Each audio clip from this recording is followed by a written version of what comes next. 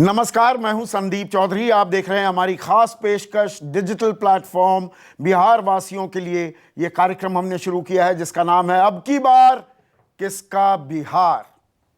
और गठबंधन सज चुके हैं, सीटों का ऐलान भी हो रहा है। आज पहले चरण के नामांकन की आखिरी तारीख थी। ताल भी अब ठोके जाने लगी है, लेकिन साथ ही साथ संशय के बादल भी मंडरा रहे हैं। प्री पोल मौसम है ये, अभी चुनाव शुरू नहीं हुए हैं, तैयारियां शुरू हुई हैं, अभी बटन दबने शुरू नहीं हुए हैं, लेकिन पोस्ट पोल सिनारियो को लेकर भी कयास लगाए जा रहे हैं। अफवाहों का बाजार भी गर्म है। जेडीयू को क्या किनारे लगाने की कोशिश में है बीजेपी? एलजेपी के कांधे पर रखकर बंदूक चलाई जा रही है क्या? वो एलजेपी जो केंद्र में एनडीए का हिस्सा है, लेकिन बिहार में अब एनडीए का हिस्सा नहीं है। बीजेपी के कई बागी नेता जिन्हें टिकट नहीं मिला, अब वो एलजेपी के टिकट पर चुनाव लड़ेंगे। और लड़ेंगे किसके खिलाफ? एलजेपी ने साफ कर दिया है, जेडीयू जहां जहां उम्मीदवार उतारेगी वो भी अपना उम्मीदवार उतारेंगे। जबकि बीजेपी और जेडीयू का शीर्ष नेतृत्व, और खास बीजेपी का शीर्ष नेतृत्व कह रहा है कि देखिए, हमारे चेहरा, मुख्यमंत्री के चेहरा तो नीतीश कुमार है। नो इफ एंड बट नारा बुलंद किया जा रहा है। मोदी है तो मुमकिन है, नीतीश है तो संभव है।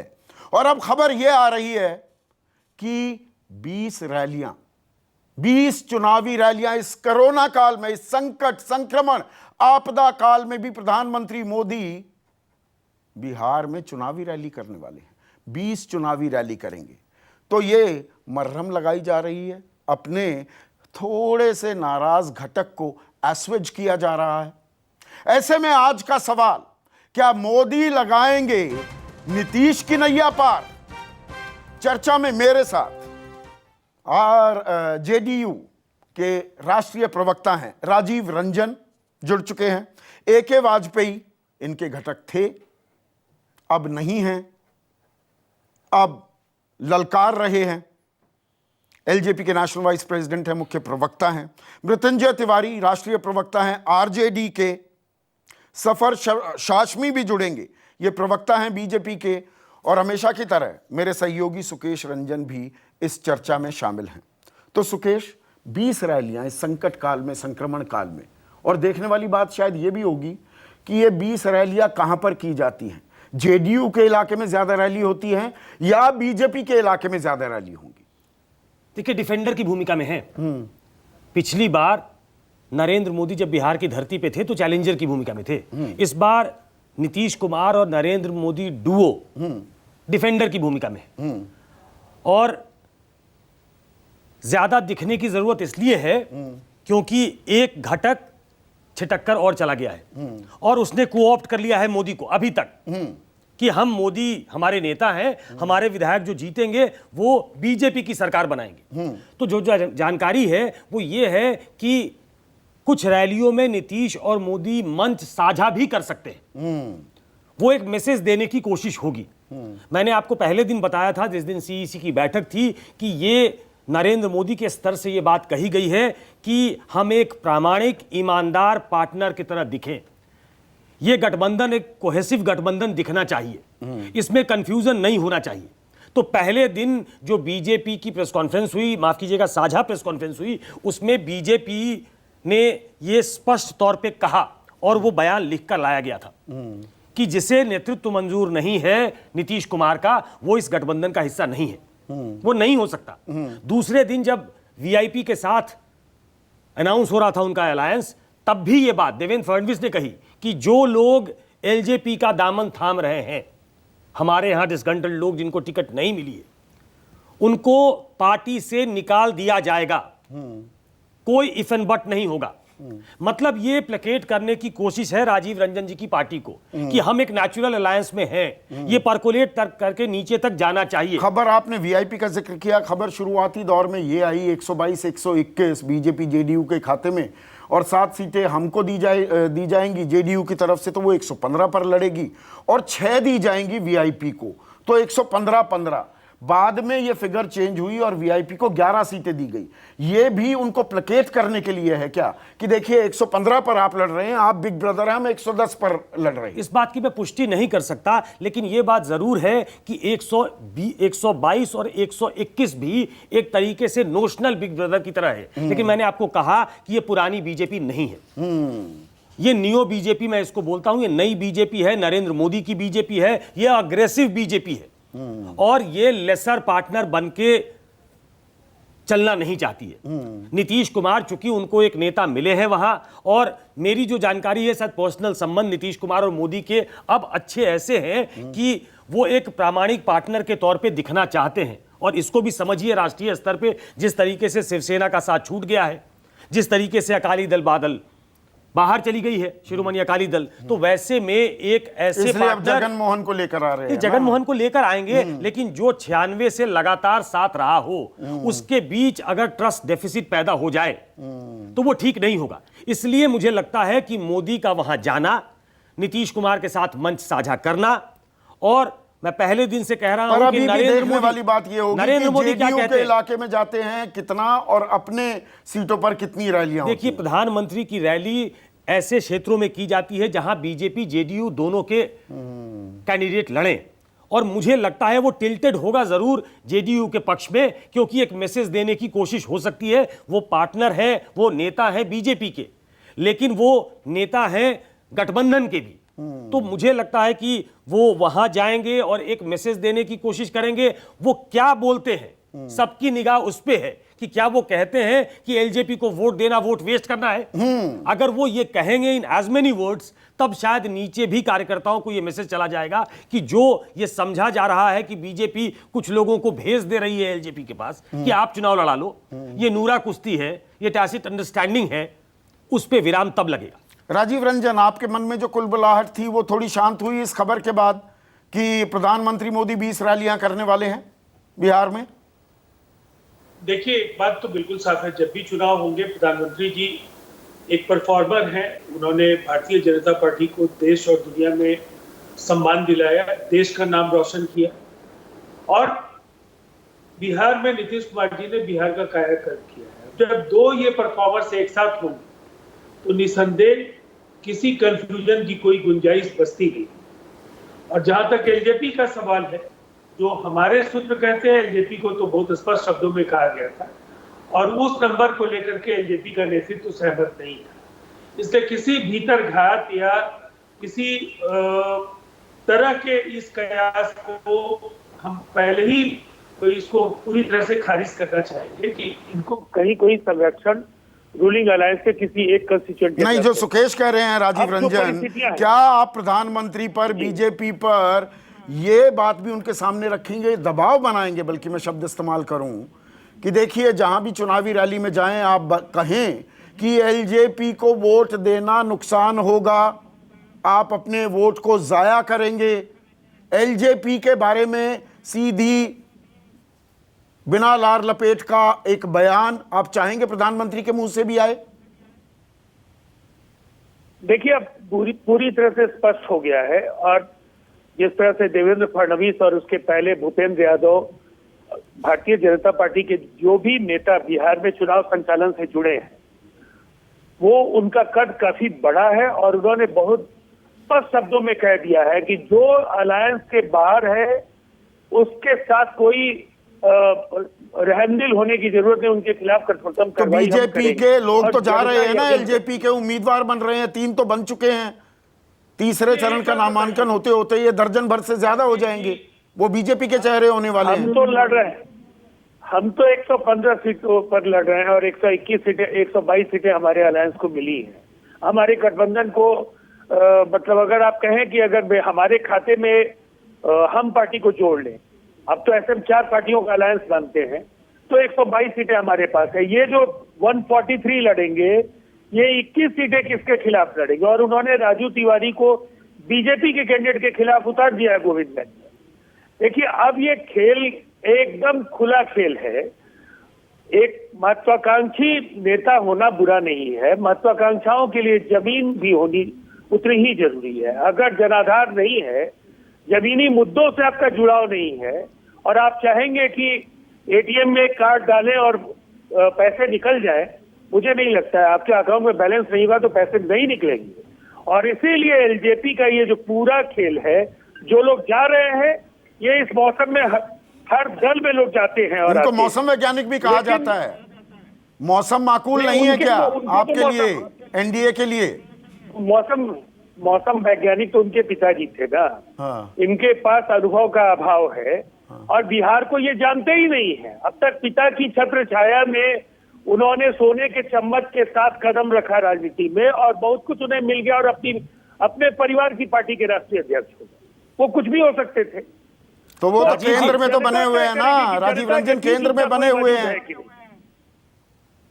देखिए, वो तो सारी बातें आपको पहले प्रेस कॉन्फ्रेंस में जब ज्वाइंटली दोनों जब जिस समय एड्रेस कर रहे थे, दोनों पार्टीज के लीडर, हमारे राष्ट्रीय अध्यक्ष सुशील कुमार मोदी जी और तमाम लोग थे, उसमें बिल्कुल साफ साफ ये बात ये हो चुका है कि उनकी तबीयत बहुत ही खराब है और ऐसी स्थिति में उस पर बहुत ज्यादा चर्चा की गुंजाइश नहीं। पर आपने एक बड़ा बढ़िया पेंच निकाला है, उसको दोबारा से दोहराएंगे। आप ये देखना चाहेंगे 143 पर ताल ठोक रही है एलजेपी, तो 122 तो आपके खिलाफ उम्मीदवार उतार दे और उतारेगी, वो 21 बीजेपी के खिलाफ भी उतारेगी क्या? ये आप देखना चाहेंगे? और क्या उपाय है? 143 अगर लड़ना है, अगर 143 वो लगातार बोलते रहे हैं, तो बिहार विधानसभा में 121 सीटें भारतीय जनता पार्टी लड़ रही है और 122 सीटें हम लड़ रहे हैं। तो फिर 21 सीटों पर तो वो किसी न किसी के खिलाफ लड़ेंगे। वो केवल भारतीय एक वाजपेयी 21 सीटें, हाँ अभी आगे बढ़ाते हैं उसे। 21 सीटों पर बीजेपी के खिलाफ उम्मीदवार उतारेंगे आप? सीधा सवाल पूछ रहे हैं तो उसका जवाब देते हैं ना। कहीं हमने बोर्ड पर टांग दिया 143 ही लड़ेंगे। अच्छा, 143 नहीं लड़ेंगे, अब 122 लड़ेंगे आप? ना, उसके साथ हमने स्टेटमेंट ये भी दी है कि बीजेपी के खिलाफ नहीं उतारेंगे, ये भी तो दी है ना। तो मतलब 110 सीटों पर उम्मीदवार नहीं उतारेंगे? अरे भाई, अभी हमारे तो मतलब 133 हो गया आंकड़ा, 143 की जगह 133 हो गया। स्टेटमेंट दे रहे हैं, अभी हम ये स्टेटमेंट दे रहे हैं कि 42 सीटों का हमने अनाउंस कर दिया फर्स्ट फेज। हाँ, अब हम बीजेपी के खिलाफ उम्मीदवार नहीं? बिल्कुल, ये पक्का है। ये पक्का है तो 133 हो गया ना। ये पक्का है। ये गलत जानकारी दे रहे हैं। क्या गलत जानकारी दे रहे हैं? जो इनके गोविंदगंज से विधायक हैं, वो बीजेपी की सीट है, इन्होंने उनको घोषित कर रखा है। अभी कहां घोषित कर दिया? किसने घोषित कर दिया? अभी अभी नहीं हुआ। अभी नहीं हुआ। उनकी टिकट फाइनल है। आपको ज्यादा मालूम है क्या? नहीं, मुझे मालूम नहीं है। मुझे आप मना कर दीजिए कि हम वो नहीं लड़ेंगे चुनाव। अभी हमने आपके संसदीय दल के नेता चुनाव नहीं लड़ेंगे। क्यों नहीं लड़ेंगे? अभी हम चुनाव नहीं लड़ेंगे ना। उनको डिसाइड करेंगे कैसे लड़ना है, कहां लड़ना है, क्या करना। अभी उनका इस फेज में नहीं है। इस फेज की हमने 42 अनाउंस कर दी। हमने 2 स्टेटमेंट दी, 143 प्लस बीजेपी के खिलाफ नहीं लड़ेंगे। तो 143 तो नहीं हो सकती ना, तो 143 कैसे दी? अब उसकी बैकग्राउंड बताता हूँ। 143 हमारे पास बिहार स्टेट जो हमारा पार्लियामेंट्री बोर्ड है, वहां से लिस्टें आई बनके और वो सेंटर के पास आके जमा हो गई। अब हम उसको स्क्रूटनाइज करेंगे, कितनी निकलती है, क्या होता है, क्या नहीं होता है। संदीप, वो मामला ये था कि 101 सीटों पे 102 सीटों पे बीजेपी लड़ती है, अमूमन लड़ती है। तो बीजेपी इन्होंने आकलन ये किया कि जिन सीटों पे बीजेपी लड़ती है उसमें से 100 निकाल दीजिए, 143 बचती है, हम 143 सीटों पे लड़ेंगे। नहीं, अब तो खेल अलग हो गया ना। अब तो साफ कह दिया बीजेपी के खिलाफ बिल्कुल नहीं उतारेंगे। ये बहुत ज्यादा प्ले में आने वाली बात नहीं है। ये 143 लड़े, उससे ज्यादा लड़े, पॉलिटिकल पार्टी के तौर पे इनका अधिकार बनता है। नहीं, अगर बीजेपी के खिलाफ एक भी नहीं उतारेंगे, 143 की ताल ठोकते हैं तो बड़ी खबर हो जाती है। ये हमने कहा है बार-बार। इन्होंने अपने बयान में यही कहा है कि हम बीजेपी के खिलाफ उम्मीदवार नहीं उतारेंगे। लेकिन मैं एक बार राजीव रंजन जी के पास वापस जाना चाहता हूं। मैं एक सवाल का सीधा जवाब चाहता हूं। राजीव रंजन जी अगर स्क्रीन पे हो। राजीव जी, एक पॉलिटिकल पार्टी के नाते क्या आप ये चाहेंगे कि प्रधानमंत्री जब बिहार की धरती पे होते हैं तो ये बात वो स्पष्ट कर दें कि एलजेपी को वोट देना वोट वेस्ट करना है? प्रधानमंत्री के मुख से ये बात आनी चाहिए। आप चाहेंगे ये? देखिए, मुझे ऐसा लगता है कि प्रधानमंत्री जी और हमारी पार्टी के राष्ट्रीय अध्यक्ष, उनके बीच क्या बातें होंगी इसको अभी आधिकारिक तौर पर कह पाना बहुत मुश्किल है। अभी तो कार्यक्रम तय हो रहा है और विमर्श किन बिंदुओं पर होगा उसके संबंध में मुझे कोई जानकारी नहीं। कहना चाहिए प्रधानमंत्री पार्टी ने बहुत ही ये कहना चाहिए, ये सहज भाव में आना चाहिए प्रधानमंत्री की तरफ से। एक सांगठनिक ढांचे में बिहार के चुनाव संचालन के लिए जो जवाबदेह नेता हैं, उसमें महाराष्ट्र के पूर्व मुख्यमंत्री हैं और वो एक महत्वपूर्ण नेता है। भूपेंद्र यादव जी कई राज्यों में चुनाव के प्रभारी रहे हैं और इन लोगों ने बहुत स्पष्ट शब्दों में कह दिया है, प्रधानमंत्री जी कहें तो और अच्छी बात होगी, लेकिन मुझे लगता है अच्छी बात होगी ना प्रधानमंत्री कहें तो। मैं यही सुनना चाहता था। नहीं, एलजेपी को इतना सीरियसली मत लीजिए। एलजेपी इस चुनाव के बाद, अब क्योंकि उनके पिताजी नहीं हैं, इस चुनाव के अब तक की रणनीति एलजेपी कही रही है बिहार में कुछ सीटें जीत लो। बिहार की पॉलिटिक्स में इनकी सीधी दखल कभी नहीं रही है। ठीक है, लेकिन बड़ी खबर जो यहाँ पर निकल कर आ रही है, सफर शाशमी साहब, ये बताइए, यहाँ पर तो ए.के. वाजपेयी साफ कह रहे हैं बीजेपी के खिलाफ एक भी उम्मीदवार हम नहीं उतारेंगे।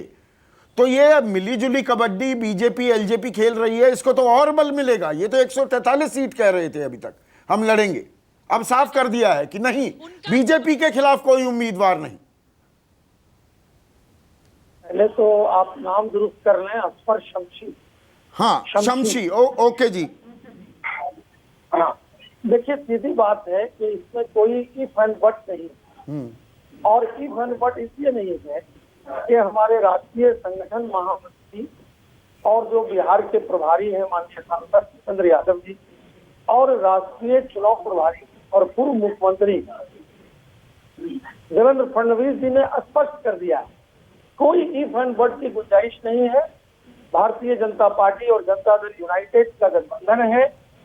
नहीं शमशी साहब, वो बात तो समझ में आ गई, पर ये रिश्ता क्या कहलाएगा? आम आदमी इस रिश्ते को कैसे देखेगा कि बीजेपी के खिलाफ कोई उम्मीदवार नहीं, जेडीयू के खिलाफ हर जगह उम्मीदवार एलजेपी उतार रही है और एनडीए में आपका घटक, केंद्र में आपका घटक बनी रहती है। सवाल ये है कि नहीं, देखिए, ये जब स्पष्ट कह दिया गया कि बिहार में भारतीय जनता पार्टी और जनता दल यूनाइटेड का है और जनता दल यूनाइटेड के साथ हम पार्टी है और भारतीय जनता पार्टी के साथ वीआईपी आई है, तो इसके बाद स्पेकुलेशन लगाना कि एलजेपी क्या कर रही है बेकार बात है। क्यों स्पेकुलेशन क्यों नहीं लगेंगी? हमारे तो संविधान में है कि भारतीय जनता पार्टी को छोड़ करके अगर कोई कहीं जाते हैं तो वो स्वयं जो है पार्टी से निष्कासित हो जाते हैं। तो इसीलिए नहीं, पार्टी से निष्कासित हो गए, टिकट ले लिया एलजेपी से, जीत कर आ गए, फिर आपके घर आ जाएंगे, फिर गठबंधन नहीं करेंगे आप? एलजेपी से गठबंधन नहीं होगा चुनाव के बाद किसी भी तरह का? क्या ये बीजेपी कहने को तैयार है? देखिए, नहीं, मैं बार बार जब हमारे शीर्ष के नेता ने ये इस बात को कह दिया कि एनडीए के अंदर कोई इफ एंड बट है, जनता दल यूनाइटेड, भारतीय जनता पार्टी, हम और वीआईपी, वो अभी के लिए है शमशी साहब। किसी ने सवाल नहीं पूछा बिहार में वहां पर, अगर चुनाव के बाद 10 नवंबर के बाद आपकी सरकार बन रही है, किसी भी कीमत पर एलजेपी उस सरकार का हिस्सा नहीं होगी, ये कहने को तैयार हैं आप? देखिए, मैं बार बार कह रहा हूं कि गठबंधन भारतीय जनता पार्टी, जनता दल यू का है, हम का है और वीआईपी का है, और बहुत बार तो इंडिपेंडेंट भी जीत के आते हैं। सरकार फर्ज कीजिए आपकी बनती है, एलजेपी का कोई हिस्सेदारी नहीं होगी उसमें। देखिए, जब साफ साफ बोल दिया गया हमारे शीर्ष के नेता ने कि अगर बिहार में एनडीए की सरकार बनेगी तो नीतीश जी ही मुख्यमंत्री होंगे। नहीं, नीतीश जी मुख्यमंत्री होंगे, एलजेपी हिस्सेदारी करेगी क्या? स्पेकुलेशन लगाते रहे, उस स्पेकुलेशन का क्या मतलब है? स्पेकुलेशन का कोई मतलब नहीं है। मृत्युंजय तिवारी, प्रधानमंत्री भी ताल ठोकेंगे, 20 रैलियां करने वाले हैं, नीतीश और मोदी दोनों मंच भी साझा करेंगे, किस तरीके से देखते हैं आप इसे? मृत्युंजय तिवारी स्क्रीन। देखिए संदीप जी, अब चाहे जितना ताल ठोक लें, आदरणीय प्रधानमंत्री जी और आदरणीय मुख्यमंत्री नीतीश कुमार जी को तो बिहार की 12 करोड़ जनता खोज रही है कि वो जनता के सामने आए और जनता को अपना हिसाब किताब दें। जनता के जो जेहन में सवाल है उसका जवाब तो माननीय प्रधानमंत्री जी और माननीय मुख्यमंत्री जी को देना पड़ेगा। ये एनडीए में जो खेल हो रहा है, ये खेल इसलिए बीजेपी कर रही है कि बाद में हम 10 नवंबर के बाद जोड़ तोड़ करके सरकार में किसी तरह से आए, लेकिन जनता ये सब खेल समझ रही है। मतलब आप कह रहे हैं बीजेपी खेल कर रही है, खेल ये है कि नीतीश कुमार मुख्यमंत्री ना बने, क्या आप ये आरोप लगा रहे हैं? महाराष्ट्र भी तो खेल इन्होंने किया था ना। बाद में शिवसेना ने कहा कि हमसे तो वादा किया गया था लेकिन वादे से बीजेपी मुकर गई, ये तो बीजेपी का पुराना आदत है। तो वो खेल बिहार में भी होगा। अभी तो पुराना हिसाब किताब चुकता करना है ना। आदरणीय नरेंद्र मोदी जी को जो खाने का पत्तल खींच लिया था, आप लोग जानते हैं, उसका तो अभी बदला लेना है।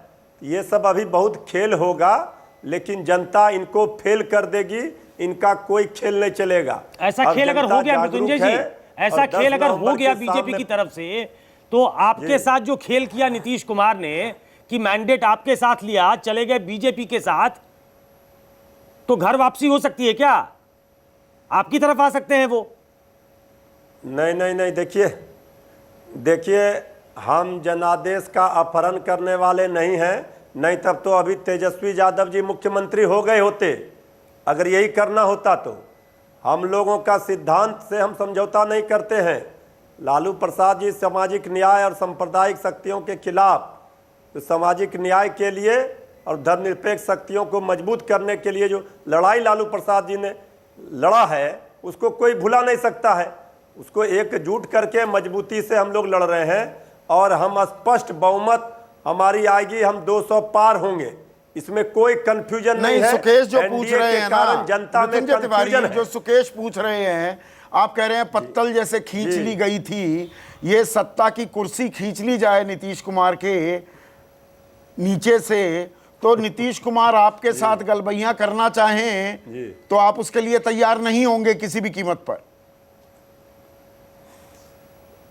नहीं नहीं, अब गलबैया का कहाँ सवाल है।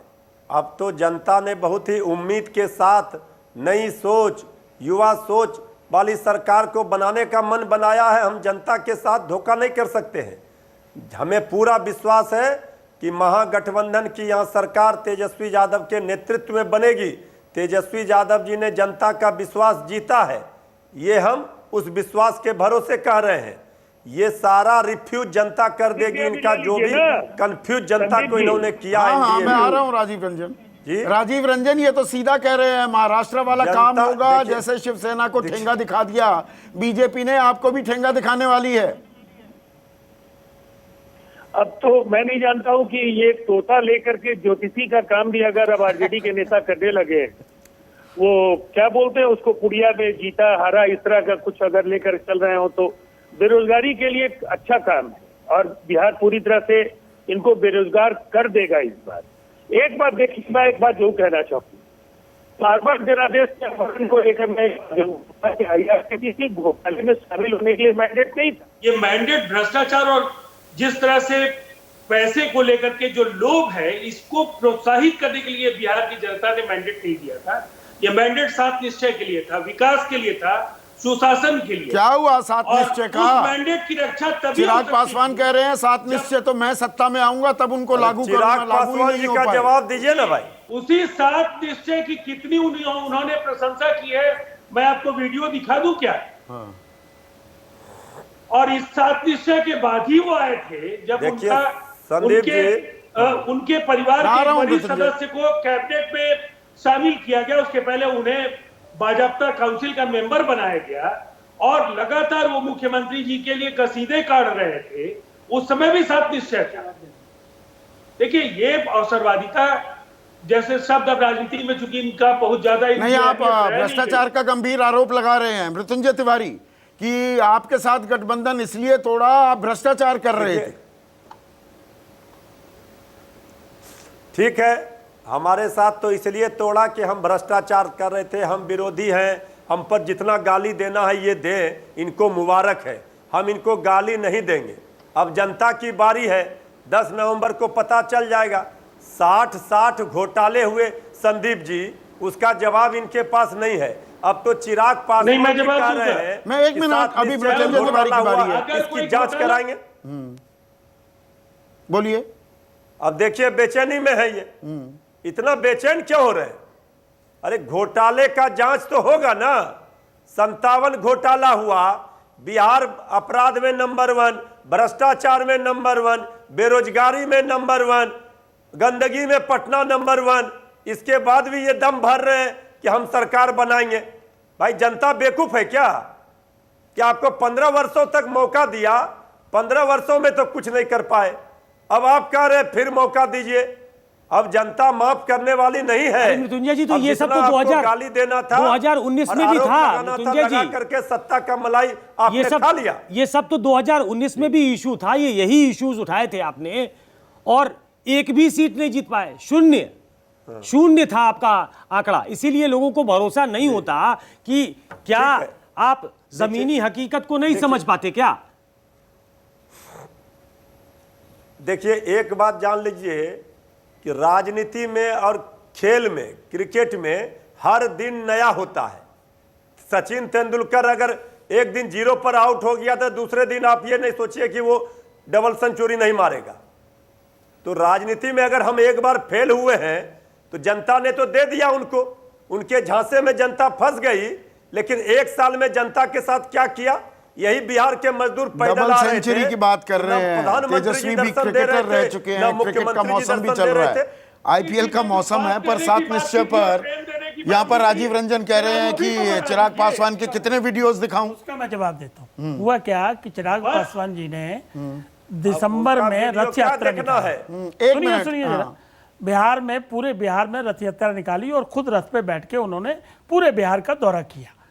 उसके दौरान हमको पता चला कि भाई ये गांव में तो चौथाई नली बनी पड़ी है, गली पूरी नहीं पड़ी, कहीं पाइप लगा है तो वो आधा लगा हुआ है, कहीं टंकी गायब है। जब वहां से रियल ग्राउंड से हमको पता चला तो हमने चिट्ठी लिखनी शुरू की।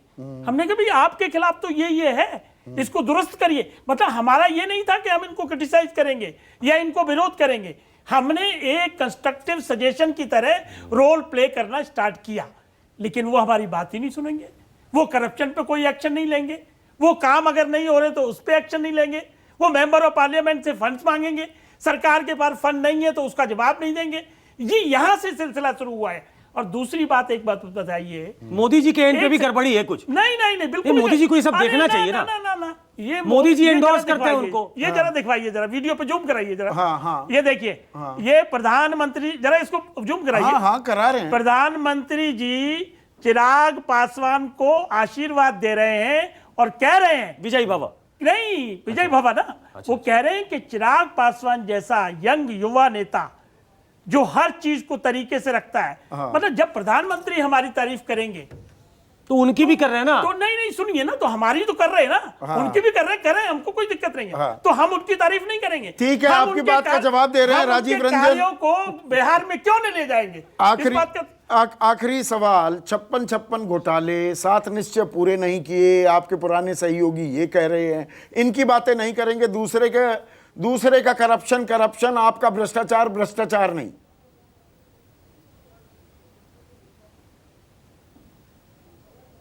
महागठबंधन के उसी में रहकर बेदाग रहे हैं।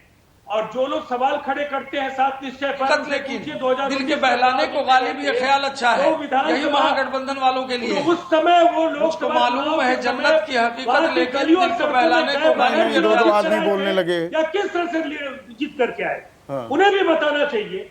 और नीतीश कुमार को चिराग पासवान जैसे लोगों से कम सर्टिफिकेट नहीं चाहिए भ्रष्टाचार को लेकर। इससे कभी बहुत मतलब चिराग पासवान भ्रष्टाचारी हैं, वो सर्टिफिकेट नहीं दे सकते? नहीं दे सकते। अच्छा, वो खुद भ्रष्टाचारी हैं। सॉरी, हम कहां से भ्रष्टाचारी हो गए? कैसे कह सकते हैं? हाँ, वो कह रहे हैं तो सर। उनके कहने से क्या हो जाएगा? 50 साल का राजनीतिक इतिहास है, एक जरा सा स्पॉट नहीं है। सॉरी, ये बिल्कुल गलत बयानबाजी है। किस तरीके से हमको भ्रष्टाचारी कह देंगे? ना हमारे रामविलास पासवान जी पे कोई चीटा है, ना चिराग बाबू पे कोई चीटा है। इस तरह के बयानबाजी जनता बिल्कुल स्वीकार नहीं करेगी, ये रिकॉर्ड की बात है। टिकटे तो आप परिवार में रखते हैं। उस समय उनके उम्मीदवारों की राय क्या थी ये 7 निश्चय को लेकर के? 7 निश्चय का खुलासा हमने अभी बड़ी स्पेसिफिकली किया। पहले मेरी बात का जवाब, वकील मत बनिए। नहीं, वकील का सवाल नहीं है, वकील का सवाल नहीं है। जो स्टैंड है वो एज इट इज है, और डिक्लेरेशन यहां तक है कि अगर हम सरकार में आ गए तो बाकायदा 7 निश्चय की, भ्रष्टाचार की जांच भी कराएंगे, ये भी डिक्लेरेशन है। छोड़िए भ्रष्टाचार, तो ऐसे नहीं कहा जा सकता। भ्रष्टाचार के पर्याय तो आप लोग हैं। राजनीति का पूरा बिल्कुल नहीं, किसी सूरत में नहीं। चैलेंज है आपको, आपके नीतीश बाबू को भी चैलेंज है, कहीं कोई भ्रष्टाचार का कभी कोई एक चीटा भी रामविलास पासवान जी के ऊपर नहीं आया। दलितों के अभी वो अस्वस्थ है, हम दुआ करते हैं कि जल्दी से शीघ्र घर आए, लेकिन इस तरह के आरोप न लगाइए प्लीज। इस तरह के आरोप लगाना आप जैसे नेता को शोभा नहीं देता है। शमशी साहब, आखिरी सवाल आपसे, एक मिनट। ये भ्रष्टाचार की जो बात हो रही है, सृजन घोटाले का क्या हुआ? घोटाले तो हुए हैं, क्या उन घोटालों को, क्योंकि बीजेपी की जेडीयू के साथ सरकार है बिहार में, आप नजरअंदाज करते हैं क्या? दूसरों का भ्रष्टाचार, आपका भ्रष्टाचार कुछ नहीं। देखिए, घोटालों के खिलाफ इस सरकार एक मिनट, शमशी साहब से सवाल पूछा मैंने ये। कि जो बिहार की एक मिनट राजीव रंजन है वो, हाँ ऐसा है कि बिहार की एनडीए सरकार करप्शन पर जीरो टॉलरेंस रखती है, और जीरो, चाहे क्राइम हो, करप्शन हो या कम्युनलिज्म हो, वो जीरो टॉलरेंस रखती है। और जो राजद के लोग बड़ी बड़ी बातें कर रहे हैं, तो ये जरा अपने दौर में जाकर के देख लें, क्योंकि फर्क साफ है। इनके जमाने में राजनीति का अपराधीकरण हुआ, अपराध का राजनीतिकरण हुआ, भ्रष्टाचार का सरकारीकरण हुआ और मुसलमानों का तुष्टीकरण हुआ। यही इनकी उपलब्धि रही है। विकास के नाम पर बिग जीरो रहा है। मतलब सृजन घोटाला नाम की कोई चीज नहीं हुई। आप मुजफ्फरपुर की भी बात बता रहे थे, वहां पर बिजली, जो इतना विभत्स कांड होता है, उसमें आरोपी उसी महिला को दोबारा से टिकट भी दे दिया जाता है। सुकेश, तो डीजीपी साहब को नहीं मिल पाया। हाँ, डीजीपी साहब चूक गए, वो महिला फ्रेम में है, कॉन्टेस्ट में है। अब ये बिहार की राजनीति की हकीकत है, लेकिन क्या ये मुद्दे बन पाते हैं? मैं यही कह रहा हूं कि पिछले कुछ दिनों से जो चर्चा है, उसमें ऐसा लगता है कि बिहार के राजनीतिक पटल पे आरजेडी नहीं दिख रही। वो ऐसा लगता है कि वो पॉलिटिकल स्पेस जो ऑपोजिशन का है, वो एलजेपी ने अक्वायर कर लिया है। देखिए, एक बात स्पष्ट है, वहां दो फॉर्मिडेबल कॉम्बिनेशन है, एक एनडीए, एक यूपीए। एलजेपी एक फ्रिंज एलिमेंट की तरह है, वो चुनाव मैदान में जरूर जा रहे हैं, लेकिन वो एक सीरियस प्लेयर नहीं है, क्योंकि एक तो वो पूरे सीटों पे चुनाव नहीं लड़ रहे। जिनके साथ वो लड़ने का दावा कर रहे हैं, वो उनके साथ लड़ने का दावा नहीं कर रही, वो अपने आप को अलग कर रही है, आइसोलेट कर रही है उनसे। तो अगर तेजस्वी इन मुद्दों को, रियल इश्यूज को उठाते रहे, बुनियादी मुद्दों को उठाते रहे जो उन्होंने उठाने का काम किया था, शिक्षा का, स्वास्थ्य का, रोजगार का, युवाओं का, अगर वो उठाते हैं और वो इतने लंबे समय तक, अभी जब तक चुनाव होना है, अगर उसमें कंसिस्टेंसी रहती है, तो ऐसा लगेगा कि वो एक सीरियस प्लेयर हैं। अगर अभी उसके लिए वक्त है। अभी 28 तारीख को पहले चरण का मतदान होगा। हवा भी बनती है, अभी हवा बनी नहीं है, अभी तो ताल ठोकी जा रही है, अभी नब्ज टटोली जा रही है। कौन से मुद्दे बनेंगे, कैसे बनेंगे, वो भी देखने वाला होगा। और बिहार की जनता, आप जनता जनार्दन है, आप भगवान हैं, कम से कम बटन दबाने तक आप किन मुद्दों को अहमियत देते हैं, इस पर भी गौर करना होगा। आज के लिए बस इतना ही। नमस्कार, मैं हूं संदीप चौधरी।